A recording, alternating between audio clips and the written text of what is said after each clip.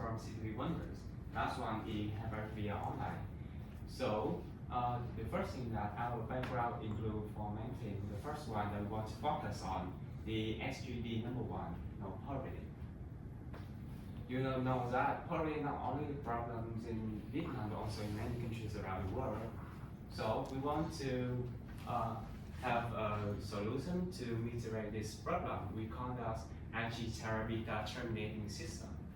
So why is anti-terror beta and what our device could do this? So this is some characteristic of anti-terror beta. So you can see that the most important thing that is just refers hard. Humid area soils with high organic matter. So it can only be blend well in some particular area. So we want to have a device to blend this in whatever we want. So another thing that anti-terror beta can be sold to the high price at some high-end restaurant. Maybe it can only sometimes can be sold to $25,000. But making this kind of paper is not easy task, not only because about this required condition, but also about high volume of papers you need to blend. As you can see that you need to blend for about 625 blends to deal with about $25,000 worth of papers. So how our device work to have people rank the best productivity of this paper, we will present it like in.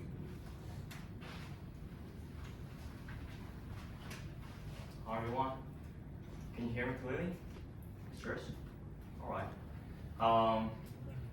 I'm happy to be here today to tell you about our product with the application of AI. So the first question, how does this work? Basically, our product works on an automated mechanism. It automatically adjusts to the environment that's most suitable for the life and development of plants. And the next I want to tell you about the application of AI.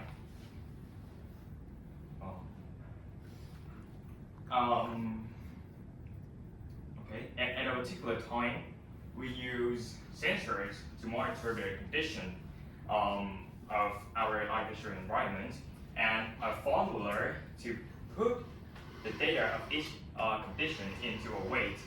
So a weight here, it stands for a set of parameters, maybe moisture, maybe temperature, maybe pH, and others. Then they will be encoded into a number for easily processing. That's what a weight is.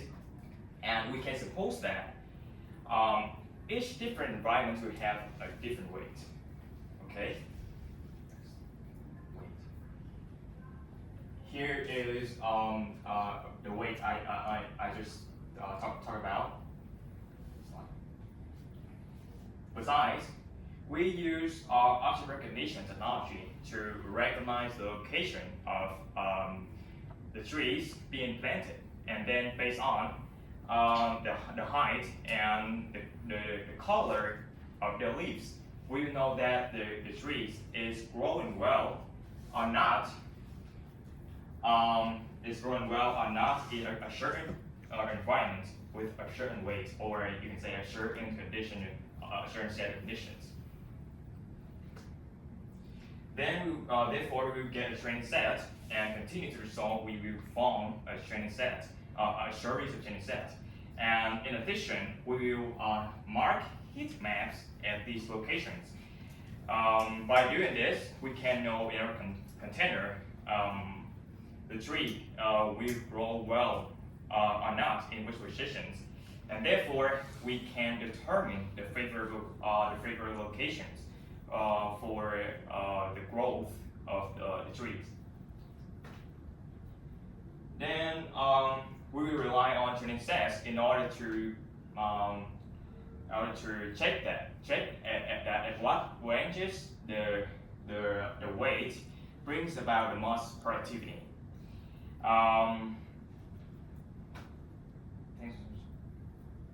Okay, and thanks to the training set we got, I can learn with a supervised machine learning model.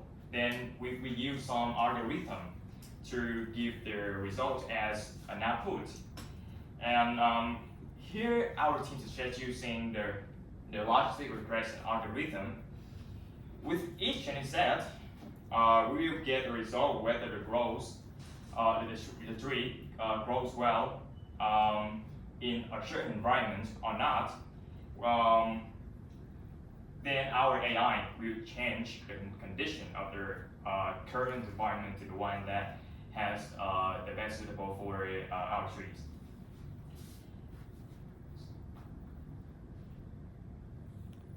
Here's first.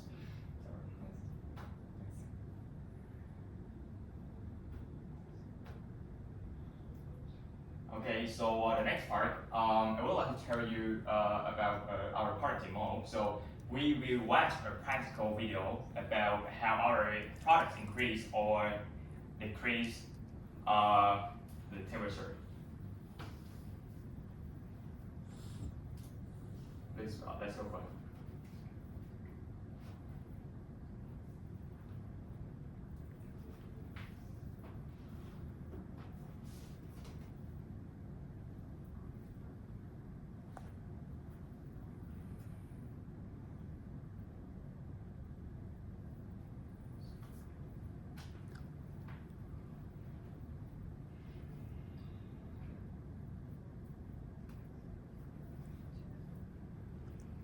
Okay, that's how our product works.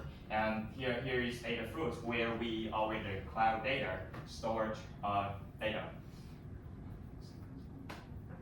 So at present, our products operates on an IoT basis and mainly handle temperature and humidity problems. So these two factors will be measured by sensors and then sent to cloud data on the internet by the ESP8266 mainboard.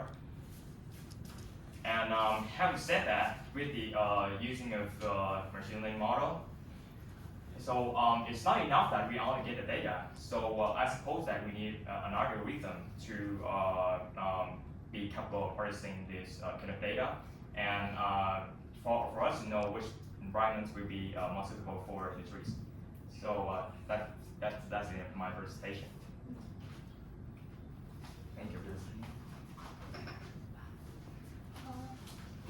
So my name is Nahong and I will present the next part. As we just mentioned, this is also our problem that we just cannot build a complete functional algorithm ourselves. But we'll show you what we've done. How do you still remember? I mentioned using heat map to recognize the positions in the container where the trees can grow better. Then, by using button, I will show you how our system does it. For the first, I'd like to let you find out our pipelines to build the heat map. For the first step, you must read them from the video file. This video file I will get from the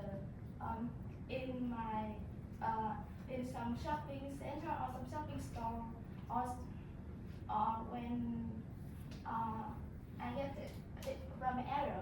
Because of our not good ability, we haven't been able to train our AI to recognize the results. Therefore, I will give you the demonstrations by using the human recognition as an alternative way, just for you know how our system does it. And the first step will detect the steps. But in our report, we will try to let you detect the person. Right? And the first step, split them into it and increase the value of risk as contains routes. The next step, normalize risk as value. This step to make sure that your code can run faster and make the heat map run brief. And finally, draw heat map on frame and show on screen. So let's find out our code.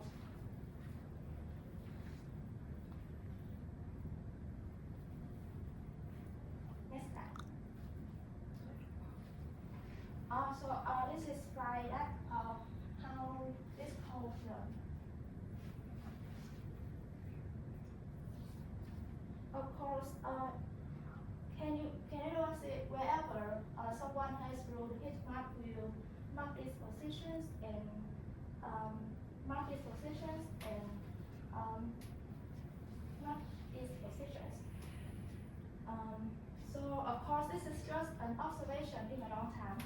If you follow it in a short time, but if you follow it in a long time, of course you can know exactly where in that shopping store the pupil tend to stand there. And it's like if we follow it for a long time, we could see where the plants will have a better condition to germinate in that position. Absolutely, it is very little we can do to complete our idea for our model. However, through these demonstrations, I hope that you everyone guys can have a more deep understanding about our idea. Okay. At the following part, I will present the potential for the impact of our idea. And with the investment thì of cũng nhắc nó thì just $700,000 Vietnam, which equals to 30 USD, our budget can help germinate and boost the growing process of at least 100 young algae gigantic trees. Therefore, we can increasing the productivity and bring about enormous economic benefits for our target audience. In this project, our target audiences are those who are extremely poverty, especially the farmers in a vulnerable situation, and those who have become unemployed due to COVID-19. With this project, we can help germinate and boost the development of plants with high economic value, and thereby promoting the agricultural sector in general, and the cultivation industry in particular, and as well as creating jobs for the jobless people, therefore improving the vulnerable circumstances of a large number of people. More specifically, this approach cannot be applied not only to the plants we studied, but also to other valuable agricultural plants. And surely the lives of millions of people will be drastically improved if the application succeeds. And that's the end of our presentation. Again, I want to say thank you to the judges, the organizing board, as well as all the people here for paying attention, especially the Ms. Lita, Ms. Strangway, and Mr. Yago. And thank you so much for listening.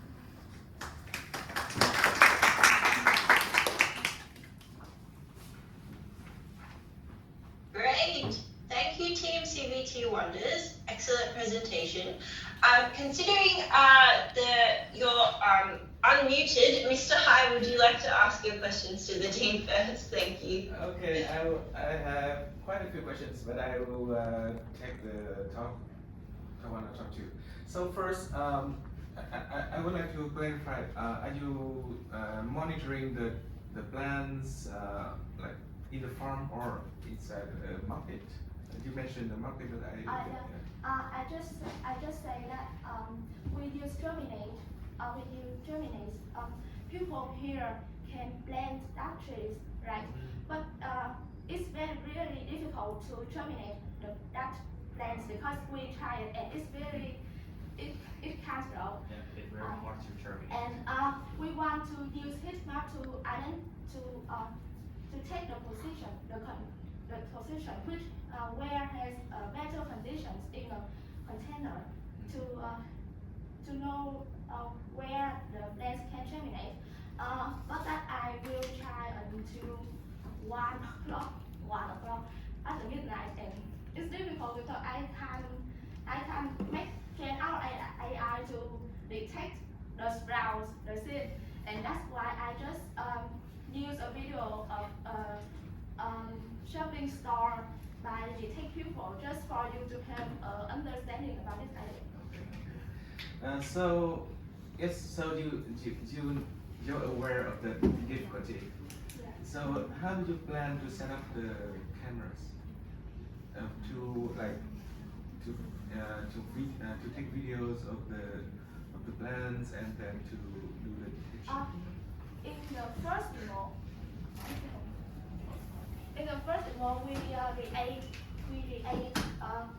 we build also a container.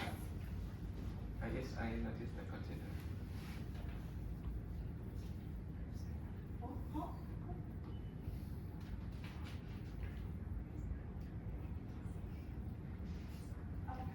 Yeah, a container, right? And we take a camera to follow on this process.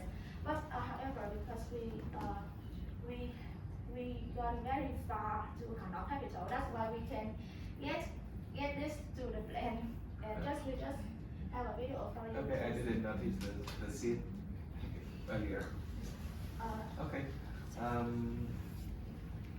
Yes, I think those are my questions, and I let other judges. Sorry. Okay. Thank you, sir. Great, thank you, Mr. Hai. Zhao, would you like to ask the team a question? Yeah, thank you. This is a very interesting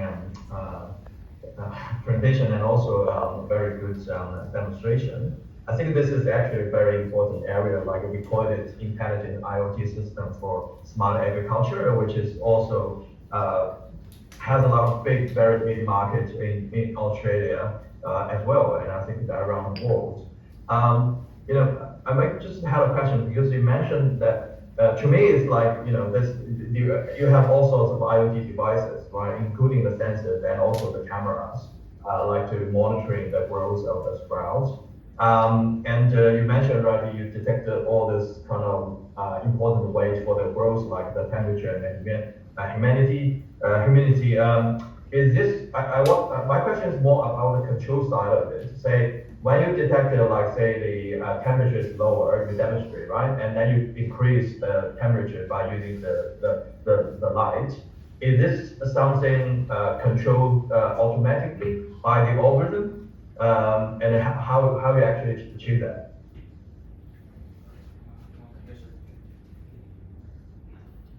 Okay.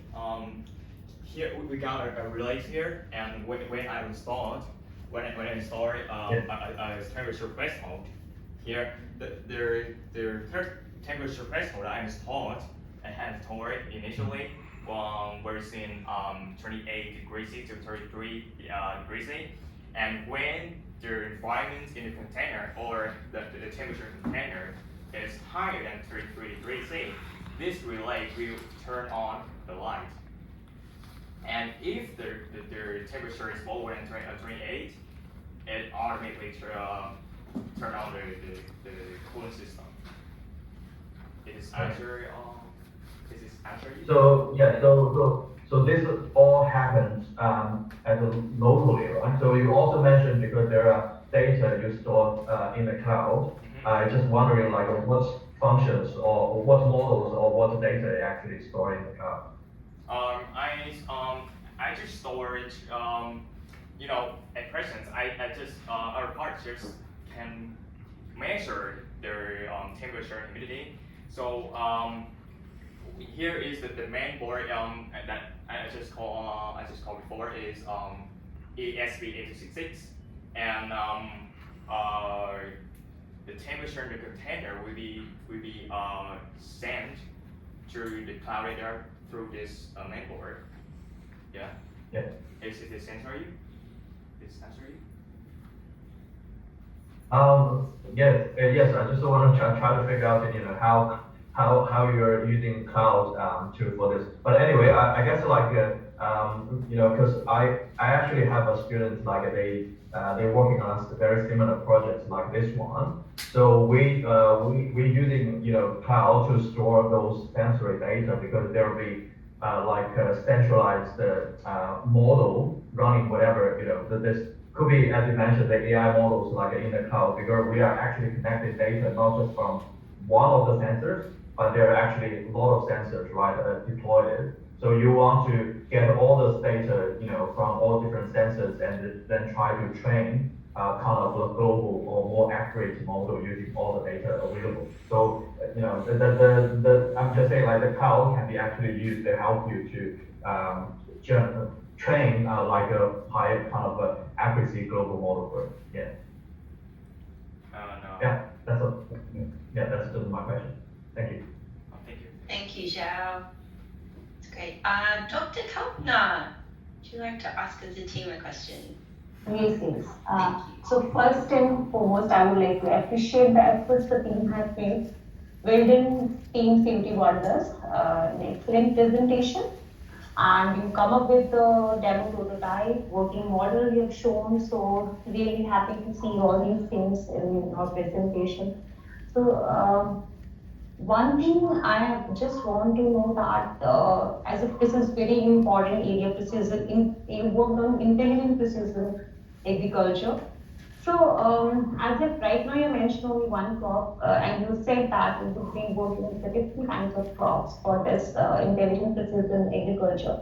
And every crop requires a different kind of parameters, precision parameters for the temperature, for the humidity aspects. So, have you thought about that? That if you would be dealing with all kinds of crops at a moment, so how you will be going to work with that? And the temperature condition of a particular area will also vary accordingly. So how you will be going to handle that thing with your model? Thank you for your question. Is that all of your question? Yeah, that's my question. Can we have our minister discuss about this question? Yeah, I'll be repeating it. As your AI model, what you said that, I mean, you would be used right now, you need one crop on which you would be working, and accordingly, you will be setting up a precision parameter, right? So, if there would be the different kinds of crops you would be, I mean, working on for the, and you are providing the model for the precision agriculture for setting up the temperatures, right? Temperature, humidity, and other parameters would be different for all kinds of crops. So how you would be going to manage this thing in your model? Different plants and with different settings, different development cycles. How will your model handle all the differences? Is that your question?